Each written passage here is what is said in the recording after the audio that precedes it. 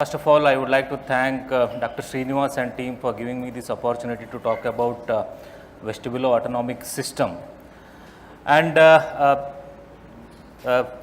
before that, it is really wonderful to see so many doctors interested in vestibular system. I never thought I would see so many people coming for a workshop or a conference which mainly deals with vestibular system. Usually people are interested in live surgeries and other things. Thank you one and all.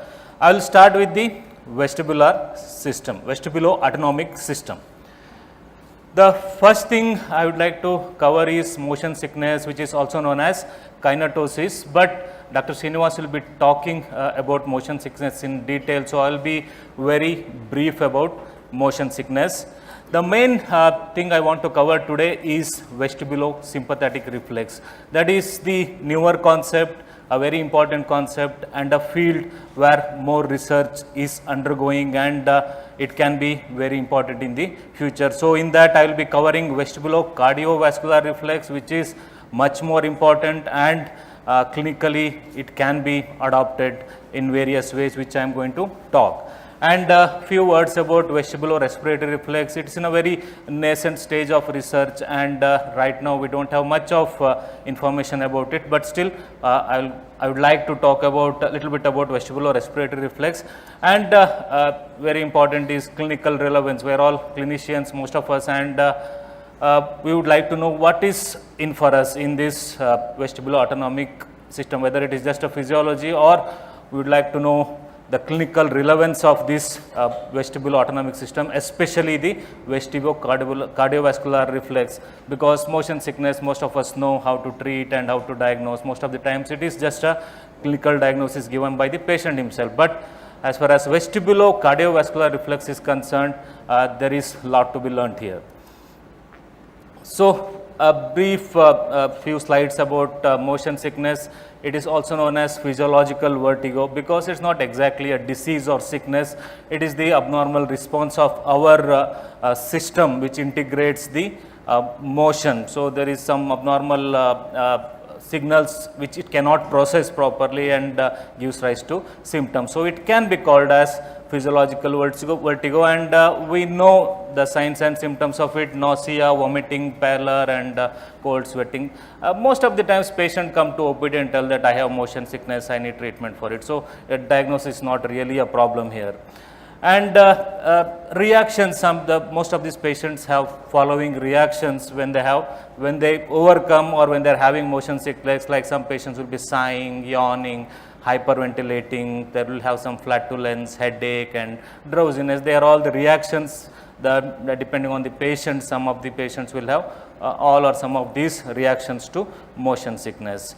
And most accepted theory for motion sickness till today is neural mismatch theory. There will be a conflicting information which is supposed to be processed normally by a multimodal sensory system in our brain to determine the individual's motion relative to his or her environment. So this conflicting signal inside our brainstem, which is supposed to process the information coming from visual, vestibular, and proprioceptive system, leads to the symptoms of motion sickness. There can be conflict between visual, vestibular, and proprioceptive signals, or there can be conflict between the vestibular system itself, the conflict between the signals coming from the canal and the otoliths. The conflict of signals coming from these systems can also lead to symptoms of motion sickness. But all these things were basically the research was done long back, but nowadays we have more types of motion sicknesses, like the simulator sickness, cinema sickness, because here actually the person himself is not moving, the only surroundings are moving. So these are the newer developments which are happening in motion sickness, especially the space sickness, and the simulators are being used in many areas nowadays, and many people are sick to even the simulators. And very important thing clinically is subjects with non-functioning labyrinths are immune to motion sickness. The people with labyrinthine disorders are immune to motion sickness. Basically, it proves that vestibular system plays very, very important role in the motion sickness. If without vestibular system, there is no motion sickness. So, basically the drugs which are used in management of motion sickness basically deal with this vestibular system. It suppresses the vestibular system so that the patient does not get any signs and symptoms of motion sickness. Other aspects of motion sickness such as neural mechanisms, types, classifications, susceptibility to motion sickness. Who are all susceptible to motion sickness? Because all of us do not get motion sickness. Why only few people get motion sickness?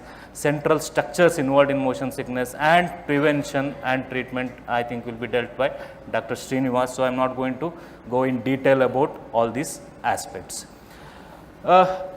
Today's talk, I will be dealing mainly with the vestibulo-sympathetic system. Before I start talking about vestibulo-sympathetic system, as I already told you, it has been divided into vestibulo-cardiovascular system, which is more important, and secondarily vestibulo-respiratory system.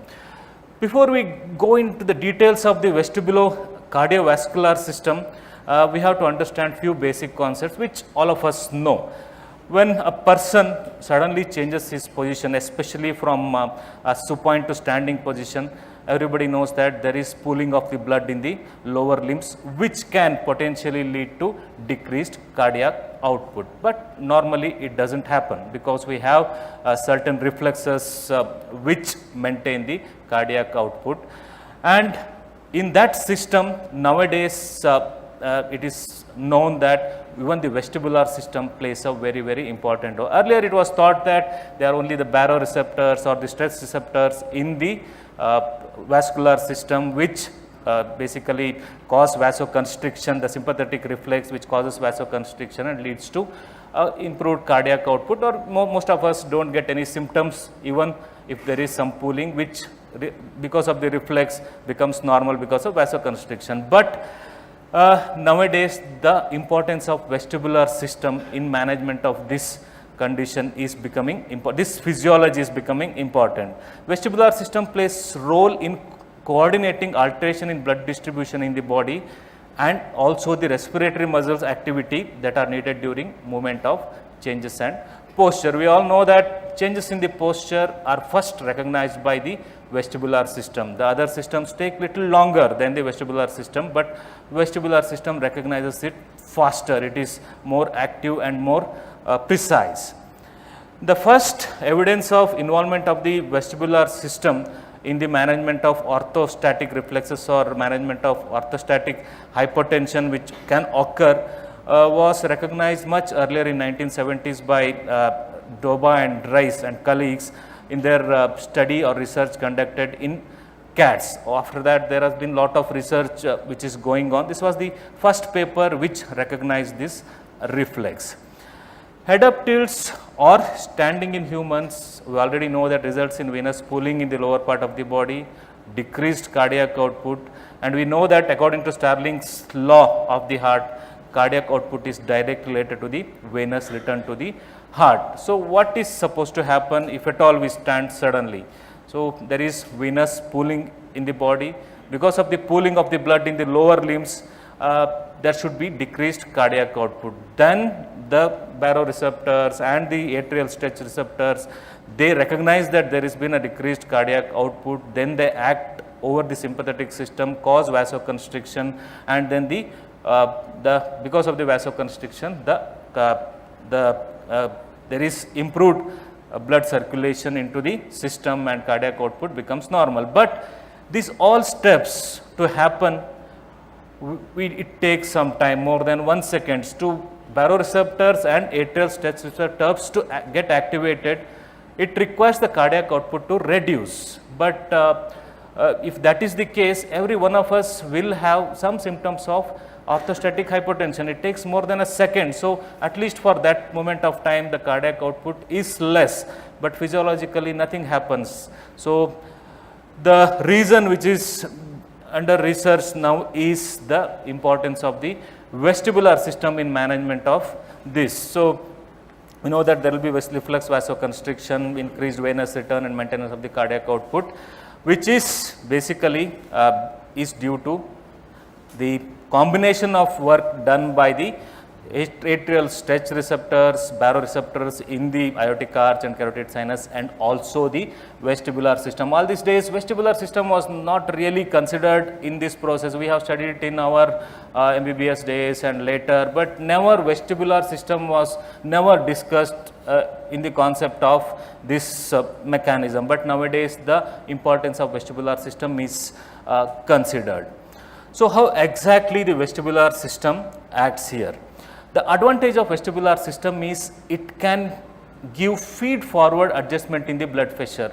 All the other systems require some time to inform the heart or the receptors that there is decreased cardiac output, but the vestibular system, which is more precise, more quick, can give the feed forward adjustment. So, it tells before the cardiac output is reduced, it tells the sympathetic system that there can be decrease in the cardiac output. So, the adjustments and sympathetic system gets activated much earlier than the activation of the baroreceptors and the other systems. So, it has got the tremendous advantage compared to the other system. So, it gives the feed forward adjustment. So, before you move your head, before you change your posture, the vestibular system can recognize it and it can give feedback through the sympathetic system to the vessels in the lower limb, and the smooth vessels of the lower limb, the smooth muscles covering the vessels of the lower limb,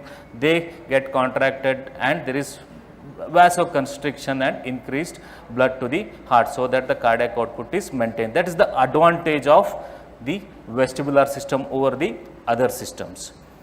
And this is the neural pathway where the vestibulo cardiovascular system takes place. Usually the main center responsible for the vestibulo cardiovascular reflex, which is recognized in animals, is caudal vestibular nuclei, which passes through the lateral medulla reticular formation. They are all the pathways for sympathetic system. Then the rostral ventrolateral medulla, then sympathetic preganglionic neurons, which supply the smooth muscles of the vessels in the upper lower body and the mesenteric vasculature. Important here is there is a differential activation of the constriction of these vessels. It is more in the lower limbs because the pooling mainly occurs in the lower limbs in humans as well as the animals. So, that is more important, and there is less activation of sympathetic system in the upper limbs. So, that is how the vestibular system acts in this reflex. I will talk about the clinical relevance later. Let me finish vestibulo respiratory reflex because it is a smaller topic to discuss. It has been recognized that vestibular system elicits alteration in the respiratory muscle activity during postural alterations. You know that when you are supine, our abdominal muscles, our diaphragm are supported by the organs of the abdomen, the intestine and the stomach. But when you suddenly get up, there is a chance that the diaphragm will hang and it goes lower because there is no more support from the abdominal organs, because of the gravity they go down.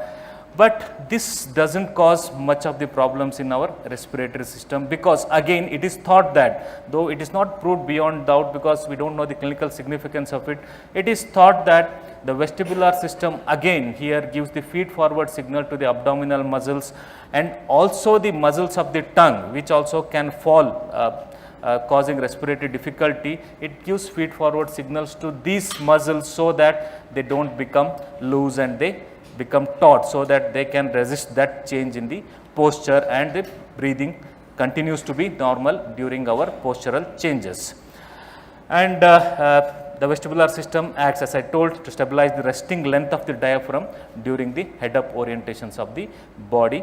Vestibular system participates to maintain the patency of the airway by supplying the genioglossus muscle. So, that is how it acts, but all said, physiological significance for labyrinthine signals affecting the spontaneous activity of these muscles is not really known, because patients with vestibular dysfunction or patients with bilateral vestibular loss, we rarely see them having any respiratory problems. So, we are really not sure how exactly they are important in our clinical practice or in real life, most of the studies are done in animals, but I think the further research is necessary because our vestibular system has got a tremendous capacity to adopt. The neural plasticity is tremendous in vestibular system. So, probably other systems take over, and there is a chance that other systems manage the respiratory activity even in case of bilateral or the significant vestibular loss. But till today we do not know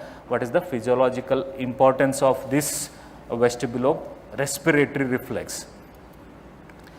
And again come back to the vestibulo-cardiovascular reflex because that is more important, and studies have been conducted in real patients with because most of the studies are done in animals, but nowadays there are few studies which try to assess the impact of bilateral or the significant vestibular loss over vestibulo-cardiovascular reflex. But interestingly, all these studies have shown that in real life, the most of the patients with vestibular loss or the acute vestibular loss or bilateral vestibular loss, they will not get any significant symptoms because of the loss of vestibulo-cardiovascular reflex. The study conducted here, it showed that in conclusion it showed that there is no significant association between caloric weakness and abnormal cardiac tilt table test results in 56 patients. Means there was no real abnormality in the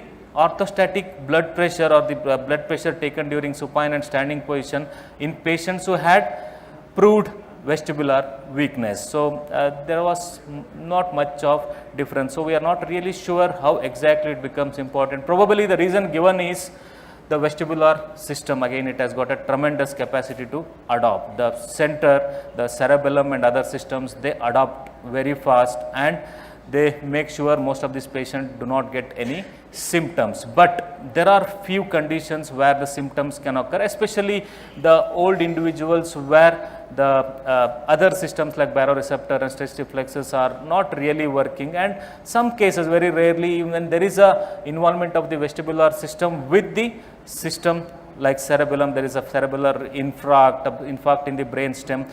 Some of these patients can have orthostatic hypotension because of the involvement of the vestibular system, but clinical importance of it is still yet to be determined. And one more point here I want to make is we all know that treating these patients with orthostatic hypotension is really difficult. Most of the measures we give, most of the treatment usually does not work most of the times, especially in old individuals.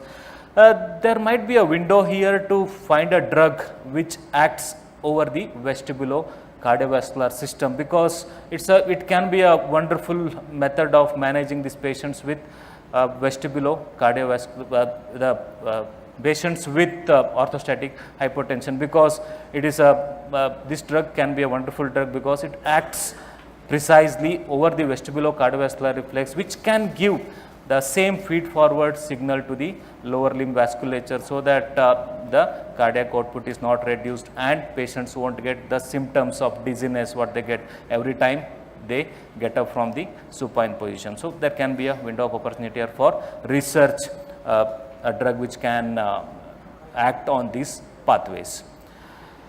And this I already told that most of these patients with disorders of vestibular system, usually clinically they do not get much of symptoms of orthostatic intolerance or orthostatic hypotension. And the most important thing here, the clinical importance of vestibulo-autonomic system, I think is related to the anxiety and related conditions, because in our clinical practice we have seen very commonly that most of the patients with any type of vestibular, peripheral vestibular disorder or any other type of vestibular disorder, we see that most of these patients suffer from anxiety and related issues, and we think that most of the cases we think that anxiety may be the cause for these patients' problems, and there have been studies conducted that anxiety may be the cause for Meniere's disease, anxiety can be cause for migrainous vertigo, so many other conditions.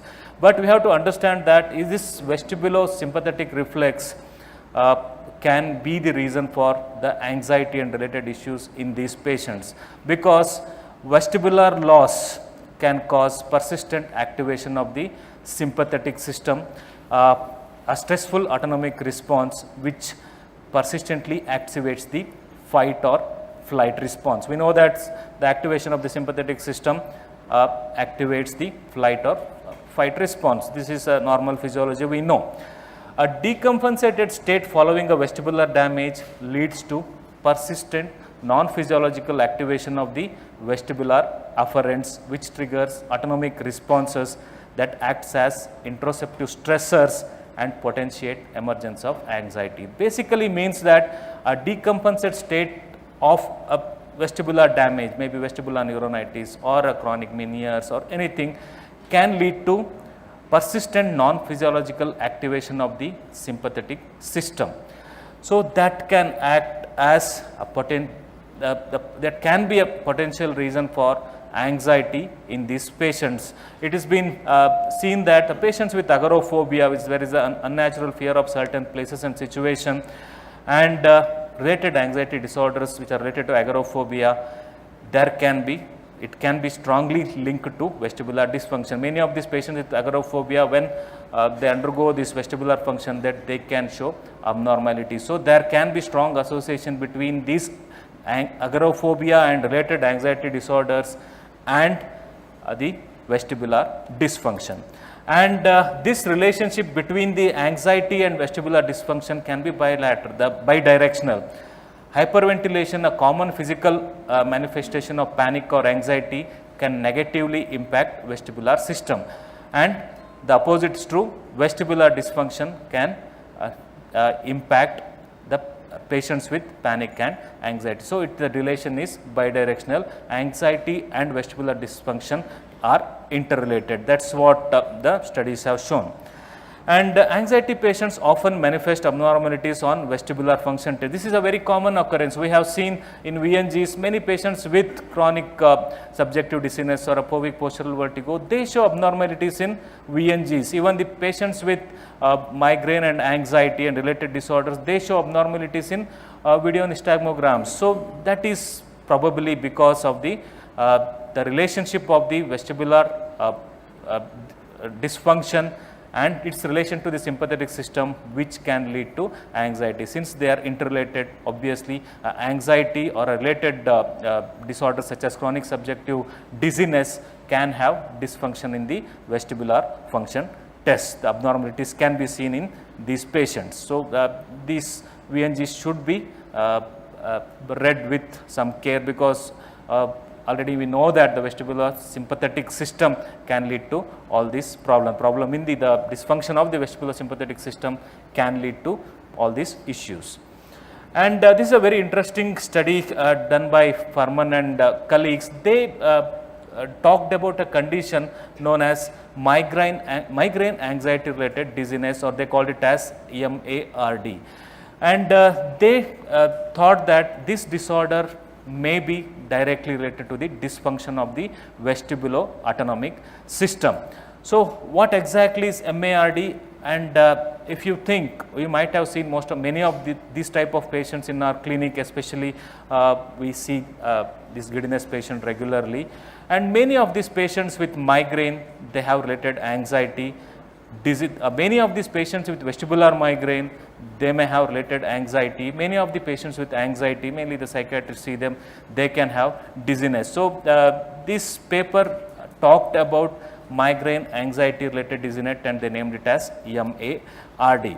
So some patients with dizziness may suffer from a combination of balance disorder, migraine and an anxiety disorder, and vestibulosympathetic dysfunction may contribute to etiology of MARD. So next time we see any patient with migraine, headaches and anxiety and related balance disorders, we should think of this disorder, that is migraine anxiety related disorder, which may be related to the vestibulosympathetic system. And one of the common feature which can help us to diagnose migraine anxiety related disorder is their excessive visual dependence to manage the excessive visual dependence, that is excessive reliance on visual cues for balance. So these patients without proper balance cues or visual cues, they can be very dizzy. So sometimes we call it as the supermarket syndrome or something like that. Nowadays we classify it under the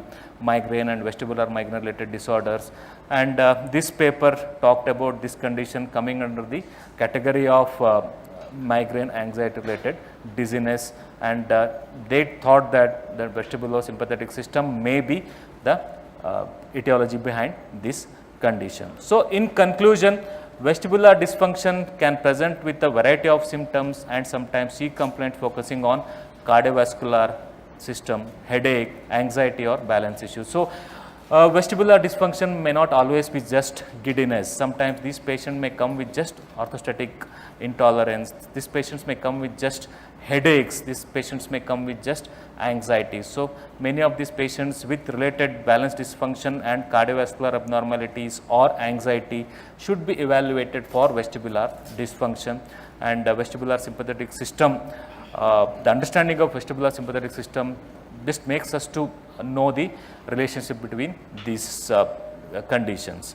And many times multidisciplinary management may be necessary, especially the help of the psychiatrist or the neurologist may be necessary in management of these conditions who come prominently with this dysfunction of the vestibulosympathetic system. So with this, I hope I have introduced the concept of vestibulosympathetic system, vestibulocardiovascular system, which is a field of ongoing research and its importance, and it definitely it's a field where research can be conducted. So with this, I would like to thank the organizers for, again I want to thank the organizers for giving this opportunity. Thank you one and all. And I would like to use this opportunity, already Srinivas sir has discussed, I would like to request you to join this Facebook group, Vertigo and Imbalance Case Discussions. So just I have put some screenshots how you can join it. You can go to the search bar and type vertigo and imbalance, and you can click over it, and last page you will get join the group. Please join the group, and many of us are administrators for this group, and you will be accepted immediately. So I would like to finish with this request to join this group, Facebook group, so that we can actively participate and grow this science of vestibular system, because it needs lot of input from all of you to grow this group and grow the science of vestibular system. Thank you one and all.